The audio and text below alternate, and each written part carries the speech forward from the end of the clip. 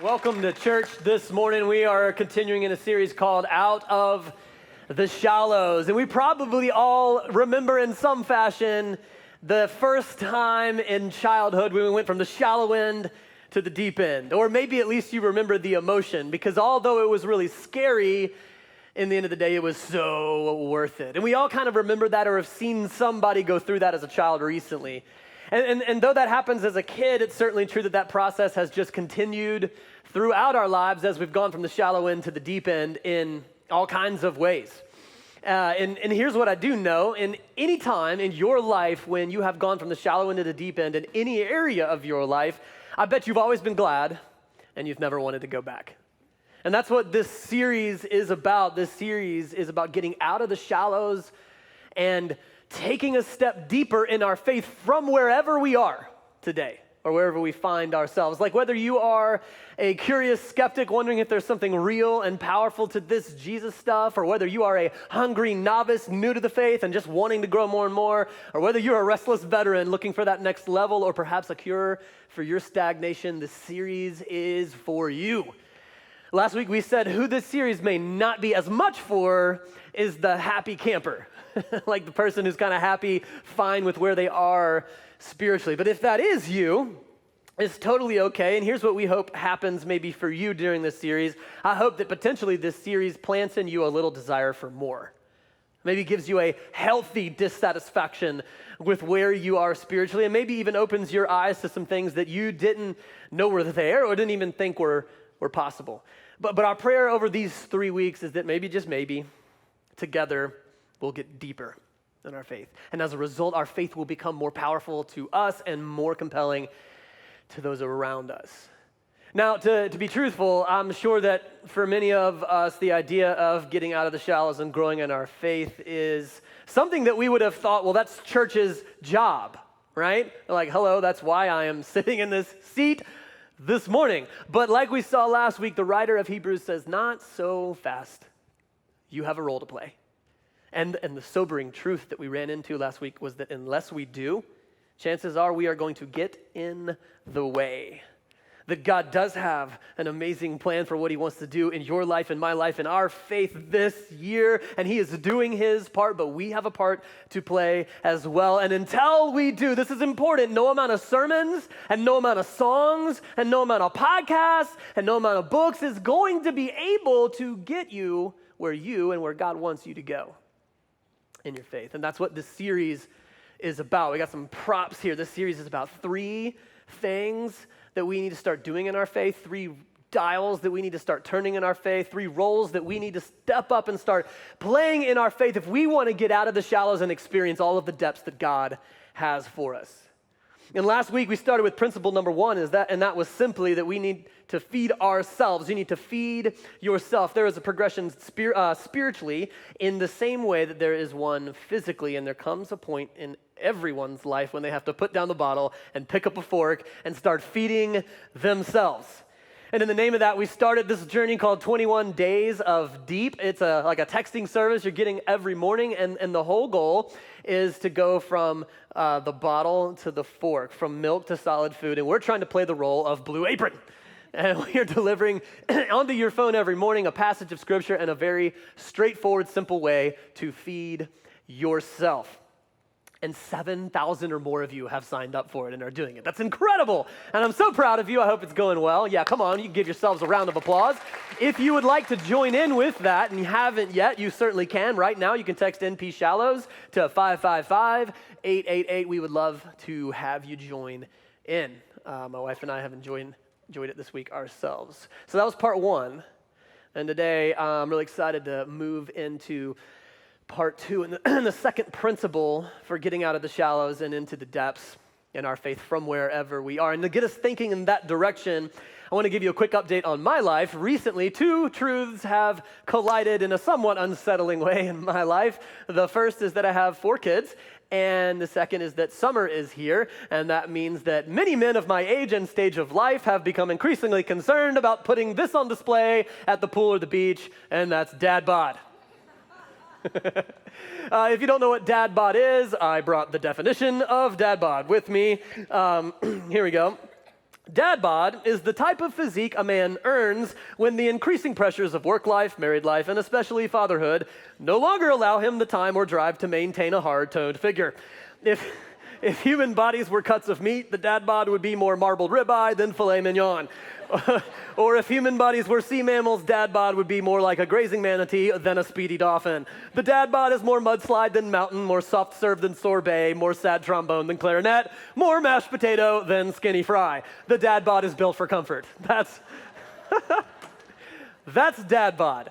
Now, it's not as if every guy my age is all the way there, but what you do learn is that you're never really that far from it, right? You really learn that you're never more than about 3 months away from total dad bod. Like all it takes is a busy season at work and a couple calls to Chin Chin Chinese, and bam, you're on the doorstep. Like that's just how it happens. And I know, you guys in your 20s, you're sitting out there laughing with your metabolisms, and you're like, what are you talking about? That's never gonna happen. Yeah, just wait. Keep laughing, because we'll be there when you turn 30 and your metabolism says, see ya, and all those bond glazed bacon strips that you've been pounding literally start showing up on your midsection. We'll be there. Trust me, bro.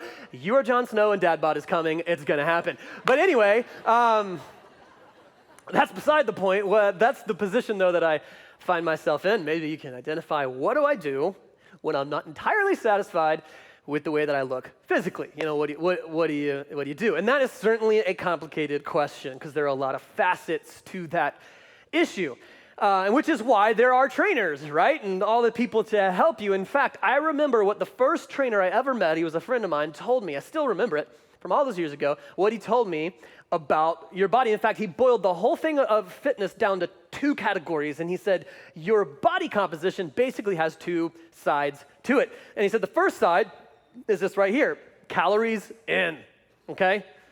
Which is where the problem starts, right? Or to use a metaphor, the problem, it starts right here, on the couch.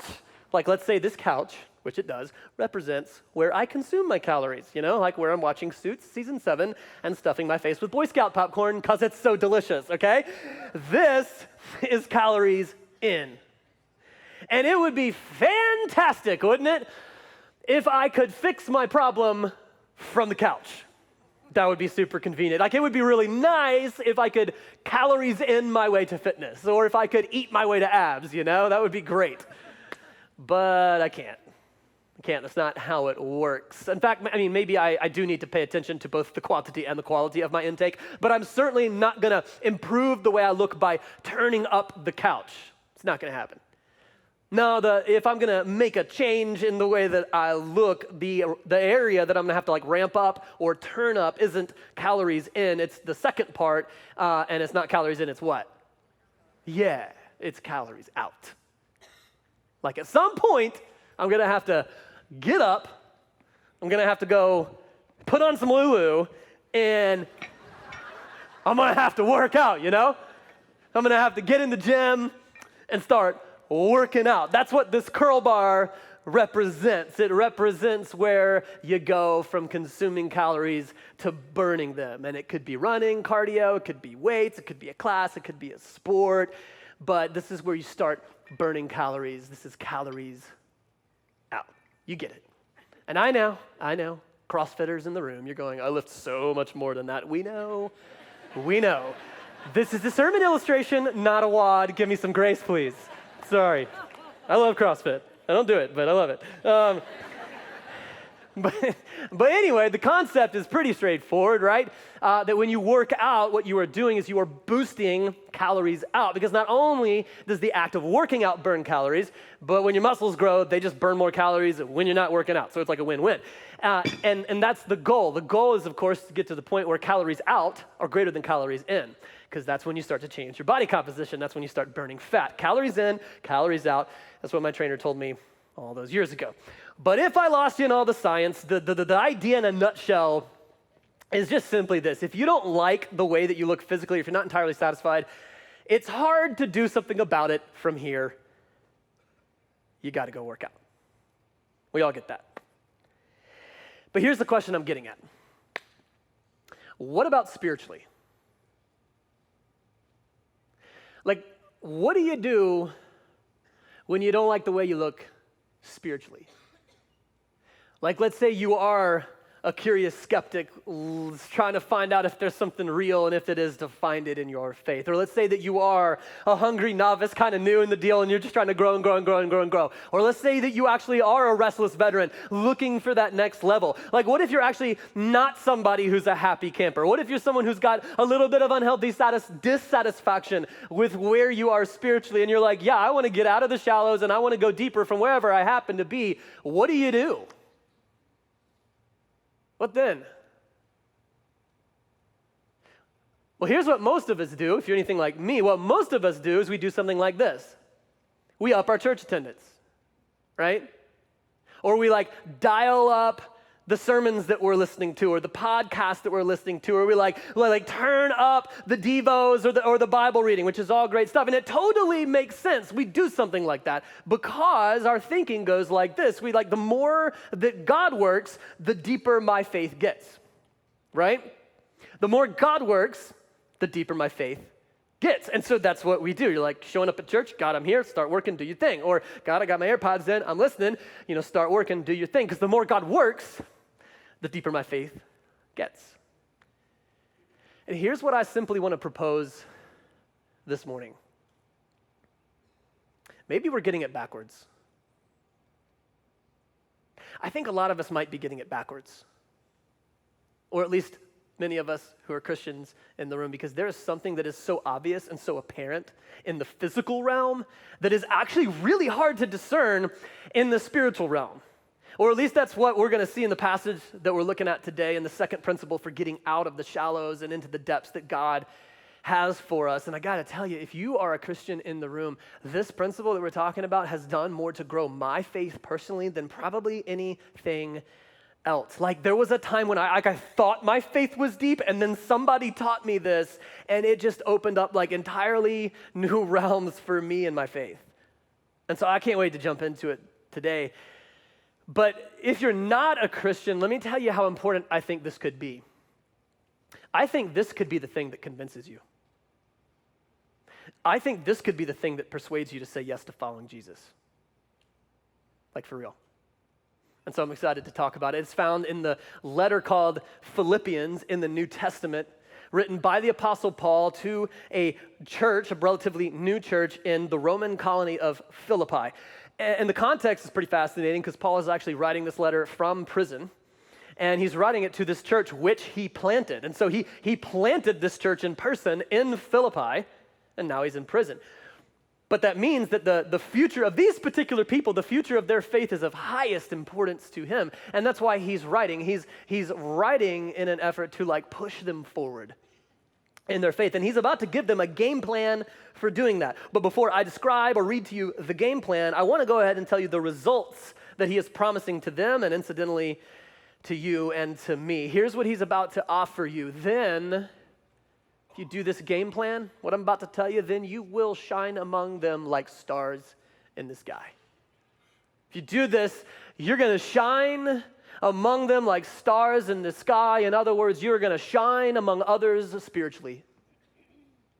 You ever been to the pool and seen someone who stood out from among the others? If you're married or dating, just say, "It's you, babe." But you know what I'm talking about. Paul is saying, I'm about to give you the game plan or the formula for becoming one of those people spiritually. For becoming somebody who has a quality to their soul and to their faith and to their character that just stands out, that shines among others. Not a bad promise to walk away with today, right? And here's what's fascinating. Just like my trainer from all those years ago, he is about to take us right back to the idea of calories in and calories out. And I want to read you what he says about calories in first. Here's what he says. For it is God who works in you. Say, works in. Yeah, y'all can do that louder. I like it when you talk back to me. For it is God who works in. There you go. For God who works in you to will and to act in order to fulfill his good purpose. For it is God who works in you to want the right thing and to do the right thing in order to fulfill his good purpose or his amazing plan for your life. Anybody in the room ever seen God work in you? Yeah? Yeah, like maybe it was a sermon. You're listening to a sermon and the person's preaching and you're like, how did he know? He's preaching right to me. That's God, by the way. And God is using this sermon to work in your life in potentially a powerful way. I mean, I think about just this last series with You're Not the Boss of Me. I mean, holy cow, every week was like, how did you know? You know? And God is like working in our emotions and the things that control us. That's God working in you. Or maybe it's a worship song when you hear the lyrics and it's like just what you needed to hear in the moment, or just what your heart wanted to say but didn't have the words until you heard the song, and God is working in you. Like I think about that Phil Wickham song we sang after the baptisms last Sunday. It was like, you know? If you were here, you know.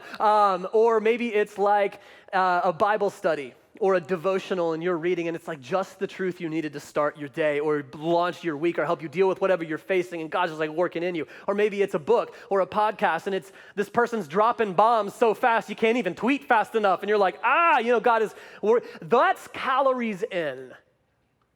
That's God working in you, like you experience God and he's working in, and that matters.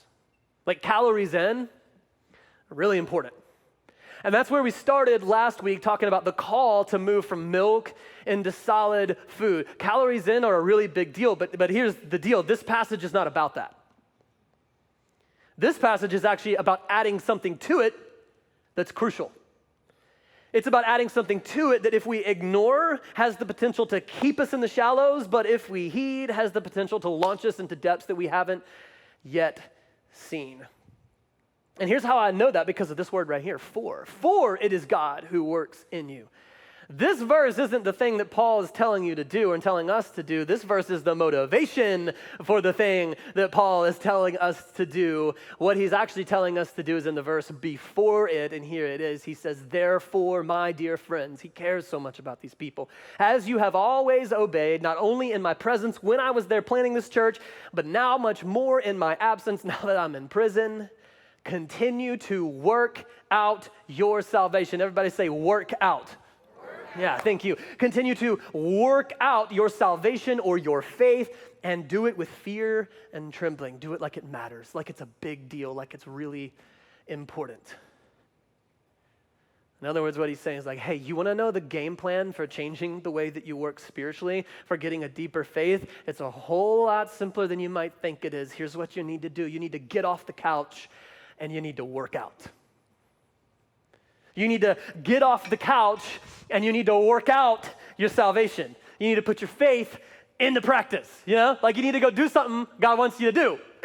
You need to go develop a habit that God wants you to develop. You need to change a character trait that God wants you to change, you know? You want to go love someone that Jesus wants you to love. Forgive someone that Jesus wants you to forgive. Invite somebody to come to church, or go help somebody in our community who is poor and needs your generosity, or go volunteer as a small group leader in like Wambaland or one of our family ministries. Oh man, that's really hard. Maybe go start a Bible study or do like life lessons over lunch. He's like, hey, you need to go work out your faith. You need to go put your faith into practice. You don't actually need to spend more time here. Man, if you're like most Christians or even most semi-religious people, this is where you spend most of your time anyway, already. Some of you spend every Sunday here. Some of you spend every morning here. You don't need more calories in. What you need is to go send some calories out. What you need to do is get in the gym and start doing this. Start working out your salvation. Start working out your faith. Whew. I'm going to take a break. And that's what he says. I think now we're ready to read the whole verse in order. Therefore, my dear friends, as you have always obeyed, not only in my presence, but now much more in my absence, continue to work out your salvation with fear and trembling. Because since it is God who works in you to will and to act in order to fulfill his good purpose. In other words, what he's saying is, you got to work out what God is working in. You got to work out what God is working in. You gotta work out what God is working in. That's how you change the way you look spiritually. That's how you get a deeper faith. Why? Because the same thing that's true of us physically is true of us spiritually. The same thing that's true of dad bod is true of God bod. You can't do it from the couch. It is not enough just to let God work in you. No, those calories in are meant to be translated into calories out as you work out your faith and develop a quality and a strength and a depth that you never had before. That's just how it works. A deep faith is one that is exercised. A deep faith is one that's exercised. And y'all, I think we need to hear that. I think we need to hear that because I need to hear that.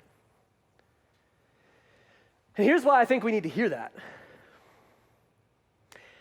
Because I think a lot of us right now are just sitting on the couch collecting experiences.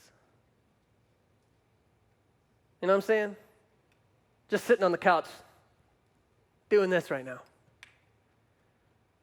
Like, I think it's really easy to sit on the couch and just be like, hey, did you hear that last Andy series? Yeah? No, it was great. It was awesome. No, I mean, I've been listening to that elevation guy. What's his name? Oh, yeah, Furtick. I've been listening to Furtick.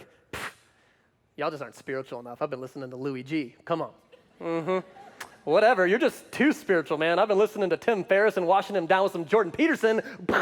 Mind blown. Oh my gosh, we just started a new Beth Moore study. We read like 14 chapters of the Bible every morning and talk about it, and I cry every time. It's amazing. She's my girl. Are you kidding? Nerd. I read Jesus Calling with that song Oceans on repeat and cry every time. Like, thank you very much, you know? When's the next night of worship? I got to get my feels in for the month. You know? Does that sound at all familiar to anybody? Does that ring a bell with anybody? I know it sure does with me. Which, by the way, if you're not a Christian, that was a whole lot of insider jargon really fast. I'm sorry. Somebody will catch you up at some point. But man, I think so many of us are probably right now just sitting on the couch collecting experiences. And I promise you, I'm not trying to be critical, and I'm not trying to like hate on that at all. There's just one problem. And the problem is this. You want to get deeper? Well, deep is not a collection of experiences. That's not what deep is. Deep is not a collection of experiences like that church conference that you go to or the services that you attend or those like 4 or 5 pastors that you listen to on rotation. By itself, I hate to say it, but that's the shallow end.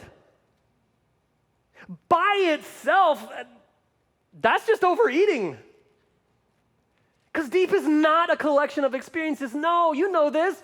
Deep is a collection of applied experiences. Like going to a Christian conference for 3 days doesn't make you a deeper Christian any more than sitting in a garage for 3 days makes you a car, or listening to Hillsong for 3 days makes you a worship leader. That's not how it works. Like you know that. But I'll tell you what, going to a Christian conference for 3 days and then going and doing something about it that changes your life or blesses somebody else's, now that could change your faith forever, right?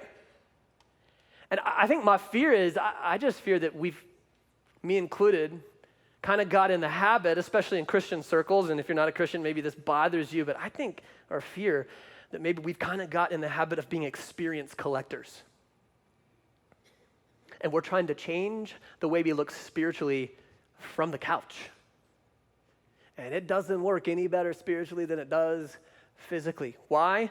Because while, yes, amazing experiences and delicious calories in are absolutely a part of the picture of spiritual health, they are at most only a half of that picture. The other half is what we do with it. Yeah, we got to work out what God is working in, because faith is something that grows through use. It's in that category of things that grows through use and through exercise. And I have to imagine, I was thinking about this, I have to imagine that is why Jesus, in his like precious 3 years of launching the church, I think that's why He took the time to send his disciples out to preach and to serve the community at least twice. Because when I read it, I'm going like, couldn't that wait? I mean, are you kidding me? Just go spend time with Jesus. He's only got like 3 years, you know? But Jesus is going, no. We can't just spend 3 years working in. No way. They got to go work out. There's just something unique that happens. And I just want to tell you, I think the same's true of your faith and my faith. And those of you who have like hit the spiritual gem, you can testify that it is true. But I'm telling you, I mean, you can sit in these rows all you want and it's awesome.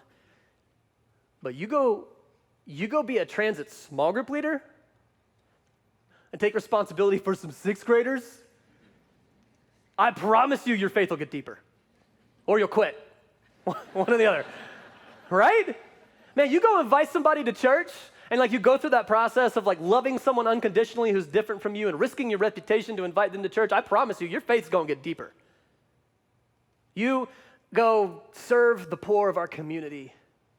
I promise you, your compassion and your joy is going to get deeper. Or you go defeat a sin, like actually decide, I'm going to defeat a sin in my life. I'm going to make some hard decisions. You're going to deny yourself, invite accountability, ask for and receive grace. Your faith, I promise you, it's going to get deeper. Like go face a wound or forgive an enemy or do any of those things and do them, not just like listen to a sermon about them. And I'm telling you, you are going to get deeper whether you mean to or not. I mean, you can't help it. You can't even stop it because that's just what happens when you work out your faith. Like when you work out your faith, you see for yourself that God is real and that God is powerful and that he is faithful and that he is compassionate and that he is much closer than you thought and bigger than you thought and better than you thought. And in the process, you start developing some spiritual muscles that you never had before. And you find the depths that can only be accessed through exercise.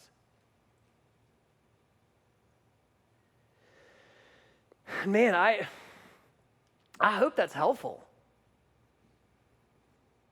I hope that's helpful to a lot of us this morning. Or I hope maybe it even bothers some of us this morning. Because maybe, like me, maybe you're sitting there and you're realizing you've had it backwards for a while. Because every time you wanted to change the way you looked spiritually, you went to the couch rather than to the curl bar. Every time you wanted to change the way you worked spiritually, you went looking for God to work in when what you needed to do was go work out what he was working in. And you're going, yeah, I need to change that. And you do. And so do I. And I'm telling you, if you decide to make this simple shift, I'm telling you, something real and something measurable, and I think something powerful is going to happen in your faith and in my faith. In fact, Paul tells us what he thinks is going to happen. Here's what he says. It's the end of the passage. Do everything without grumbling or arguing. Go work out what God's working in and do it cheerfully so that you may become blameless and pure, children of God without fault in a warped and crooked generation. There's a lot of crazy and dark stuff that happens in our world. We all know that. And then you will shine among them like stars in the sky, as you hold firmly to the word of life, which is the good news of Jesus. And then I love this last part. This is awesome. Don't miss this last part. And then I, Paul, will be able to boast on the day of Christ that I did not run or labor in vain. I did not run or labor in vain. He's saying, hey, you know what will happen if you start working out what God's working in? All of your experiences will not be in vain. Now, why might they be in vain? Because there is a whole world of people out there searching for the same light that you've stumbled upon. There's a whole world of people out there who need the same grace that you've so undeservedly gotten, and I've so undeservedly gotten. There's a whole world of people out there who are looking for the same generosity and compassion that your Heavenly Father is lavishing on you right now as you sit in this seat. There's a whole world of people out there who are hungry for the word of life that you're currently clinging to as it so powerfully works in you. And Paul is saying, you gotta work it out. You gotta work it out, and you gotta do it cheerfully, because a faith that is exercised is one that shines. A faith that is exercised shines, and you got to shine, because when you shine, not only will it be distinct, but it'll be attractive and it'll be compelling. And it'll be powerful, and God is gonna use it. All of his working in you of great effect for you will not be in vain for those around you, because you will pass it on. Oh, go work out what God is working in, not only because it's the pathway to the depths that he has for us, but because it's the invitation for somebody else as well. And that's why, man, I would love to invite you, or continuing the metaphor of the gym, I'd love to challenge you, spur you on. I would love to invite you to start working out your faith in a way that you never have before. And I'd love to specifically invite you to do it this fall. Work out your faith. Because until you do, I'm telling you, you and I are just going to get in the way. We're just going to get in the way of the amazing thing that God wants to do in our lives to take us deeper in our faith from wherever we currently are. We're just going to get in the way. Go work out what God is working in. And in the name of that, I want to give you some real specific things that you can start doing this fall to work out what God is working in. This is by no means an exhaustive list, but I think it's a pretty good start. Some of you, what you need to do is serve. If you've been to church around here and call this your church, I mean, this is what we do. This is what we do.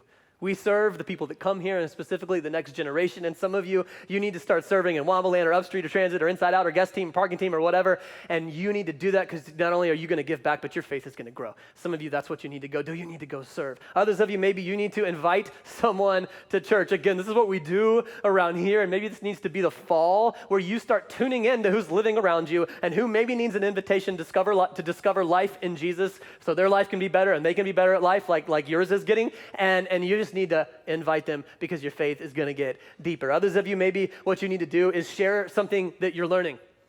Like pass on something that God is doing in your life. Like maybe you need to start a Bible study or lead a group in your home or do life lessons over lunch or become a Renew mentor and just like pass on what God has been teaching you, because some of you have so much to pass on. Are you kidding me? And you need to do that not only because you can change someone's life, but your faith is going to grow deeper. Others of you, maybe what you need to do is just to be kind and generous. Like you need to go to the intersect and be like, how can you use me? I have some extra time, or who does actually, but I have some time I'm willing to give, and I have some money that I'm willing to give. Where can you use me? I'm telling you, you will meet some really deep people if you go and do that, and God will grow your faith. Or here's one more. This might perhaps be like the lowest rung on the ladder, but I loved it so much I had to include it. Maybe all of us, or at least start here, need to read and listen with action. Need to read and listen with action. I got this idea from Mark Batterson, but here's basically the idea. Maybe before you read that next chapter of the Bible, you need to decide what you're going to do about the one you just read. Yeah. Maybe before you listen to the next episode of the podcast or the next piece of the sermon series, you should figure out what you're going to do about the one you just listened to. Like read and listen with action. Some of you have already recently heard God like speak about an area of your life, your finances or your emotions or something like that. Go change it. Go change it. God, through the Holy Spirit, is giving you all the power and the freedom and the energy that you need to do something about it. Go unleash it. Not only will you start to change, but your faith will go deeper. So go work out what God is working in. And I want to challenge you to do it this fall in a way that you currently aren't. So let's say like around when school starts. So somewhere mid-August. So you have a month to get your gym membership lined up. We'll help you. But by the time school starts, I expect to see you in the gym, all right? Okay? And we actually want to help. I mean, not only can you come talk to somebody in the studio this Sunday, but we have created a website just for this, just to help you start working out what God's working in a way that fits your passions, your personality, your stage of life, your stage of faith. And it's next at np.com. Sorry, next at np.com. All spelled out in case you're just listening, nextatnp.com. And that website is designed just to help you take a next step in this. We are really excited about it. So I'd love for you to screenshot that. It'll be on social media. You can find it after this is over. But this has been designed for you to help take this next step, and we're going to walk alongside you. So please do that. Go work out what God is working in. And just to be clear, I want to make sure that you realize that the application today is not hating on the experiences. The point of today is not, hey, let's turn down the couch. Let's turn down the experiences. No way. The point of today is to match them. Like, I think about it this way. Y'all know this guy, The Rock? Yeah. You know how many calories this man eats in an average day? 5,000. Or how about this guy? You remember Michael Phelps, the most decorated Olympian of all time? You know how many calories he consumed at the height of his training a day? 12,000 calories.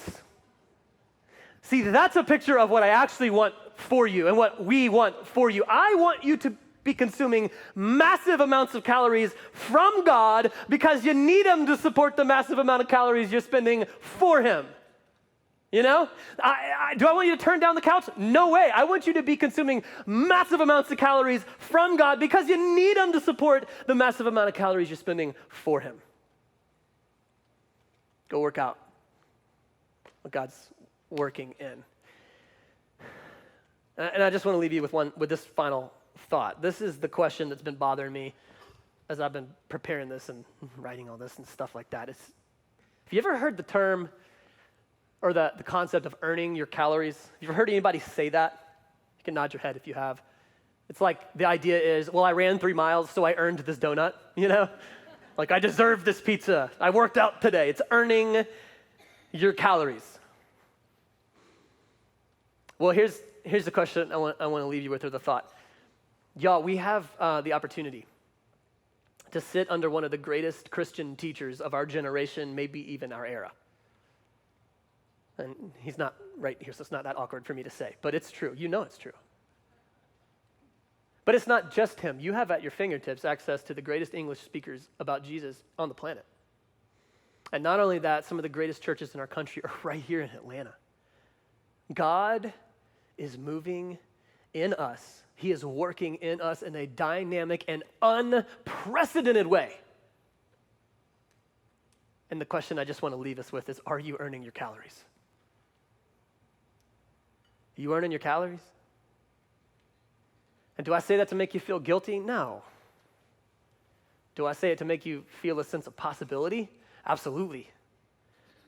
Because, imagine with me for a second. Imagine with the way that God is working in us, and I mean all of us, no matter where you are spiritually or in your faith right now, with the magnitude and the unprecedented way that God is working in us as a church and as a family, can you imagine the weight that we could throw around if we actually got in the gym, all of us together? I mean, can you imagine it? Some of you could attain spiritual heights that you've never seen before. Some of you could accomplish goals in your faith or even in your life that you never thought were possible. That could happen. But it's not just about you, obviously. Can you imagine the weight that we could throw around on others' behalf? I mean, come on. Some of you could carry a burden for someone this fall. Some of you could light the way for someone this year.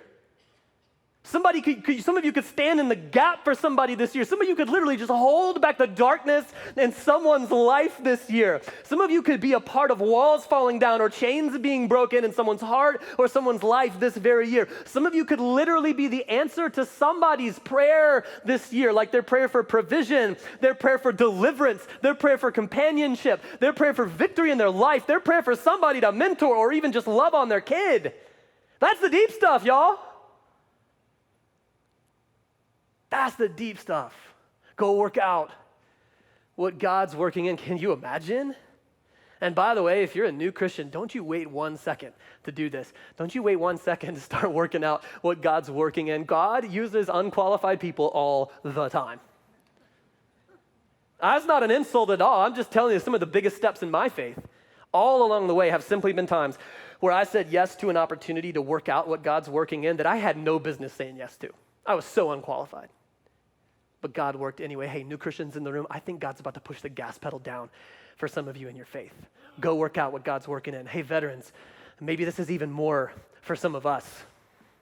Because you know what some of us maybe need to do? Some of us, maybe we need to get back in the game.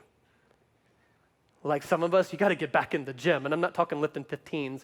I'm talking like squat racks with 45s on them. Some of you need to get back in the gym and throw some weight around. Some of you, you need to start serving again. That's what we do around here. This is who we are as a church. Some of you got to start inviting people to church again. That's who we are. That's what we do. We need you. But not just we need you. You need you. Don't sit on the couch. Those aren't the depths you're looking for. Go throw some weight around. I think you might be on the front end of the greatest season of God using you yet in your faith, and I can't wait for you to experience it. And me too. Go work out what God's working in. And by the way, one last thing. If you're not a Christian in the room, I genuinely think this might be the thing. If you want to get a genuine taste test of Jesus, like an intellectually honest, real deal experiment of whether he actually is worth following, listen, don't go watch another sermon. Go do this. Go give your life away to somebody else. Like go love them, go help them, go serve them. You know that's the thing Jesus said Christians should be known for, not that they go to church, but that they love other people sacrificially in the same way that he's loved us sacrificially. That's the thing. And I dare you to go try it. I dare you, go love someone like Jesus and see if it is not the most compelling thing on the planet. I dare you to go do that because that's what real Christianity actually is. In fact, I'll bet you $100. You go start loving somebody like Jesus out there, and I bet you'll start listening to him a lot more in here because it's that good and it's that compelling. It might be the thing that convinces you. And so for all of us in the room, me included, I imagine if Jesus were your spiritual trainer and you sat down with him and you're like, Jesus, I'm here. Take me deeper. I think for a lot of us, he'd say, yeah, that's the problem. You're here. Go out there and go work out what I'm working in. And I'll be with you every step of the way, but I can't wait to talk to you on the back end because your faith is going to be so much deeper. Let's go work out what God's working in.